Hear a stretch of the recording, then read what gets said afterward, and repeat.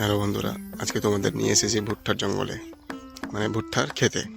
এখানে আসলে মনে হয় আমার উচ্চতা কমে গেছে, কিন্তু আমার উচ্চতা কমেনি, ভুট্টার গাছ বড় হয়ে গেছে বেশি। আমার এই তো আমাদের ভুট্টার ক্ষেত। দেখো বন্ধুরা, কত সুন্দর লাগছে, কি সুন্দর বাতাস, ভুট্টার গাছগুলো নড়ছে, যদিও বাতাস নাই। আর এটা হচ্ছে ভুট্টার গাছ।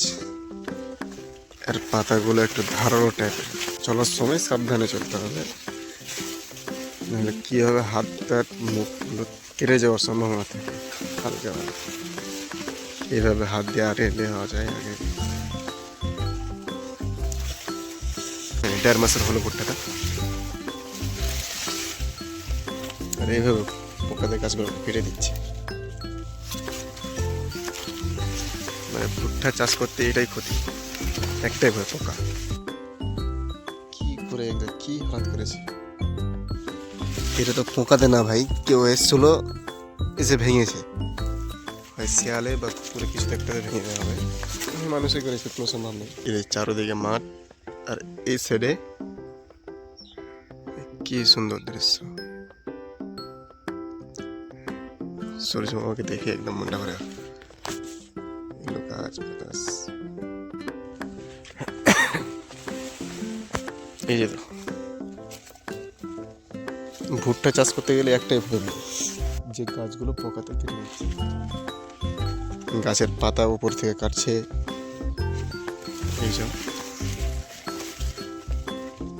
এই গাছটা যেমন, আর এই ওপর দিক কাটছে ঠিক আছে, তারপর এই গোড়াগুলো যে কেটে দেয়, এই গোড়াটা কেটে দেয়, তখন একদম পুরো গাছটা নষ্ট হয়ে যায়।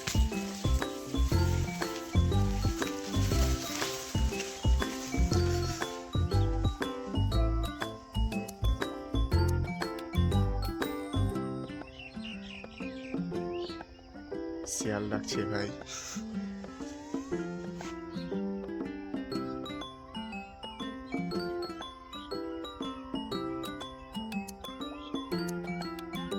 মানে এখনো রাত হয় না, শিয়াল ডাকতে লেগেছে। এটা আমাকে ভয় লাগতে লাগলো। আমি যাই পারি এখন, রাত হতে এখনো টাইম আছে, এইভাবে শিয়াল ডাকছে।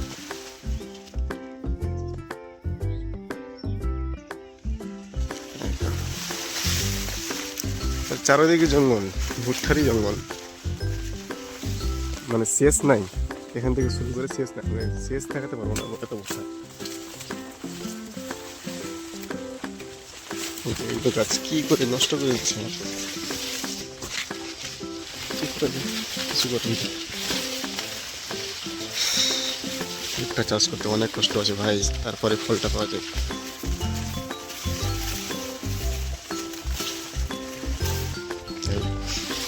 শিয়াল ডাকতে রেখেছে শিয়াল মামা, ভয় লাগতে লাগলো, কারণ আমি এখানে একাই আছি, কাউকে আমি দেখতেই পাচ্ছি না। ঠিক আছে, শিয়ালের ভয়ে এরাও পালিয়ে গেল। ওরা হাতে দেখি লাঠি নিয়ে আছে, সবাই চলে গেল ভাই। আমি এখন একাই যাই, আমিও বাড়ি যাই।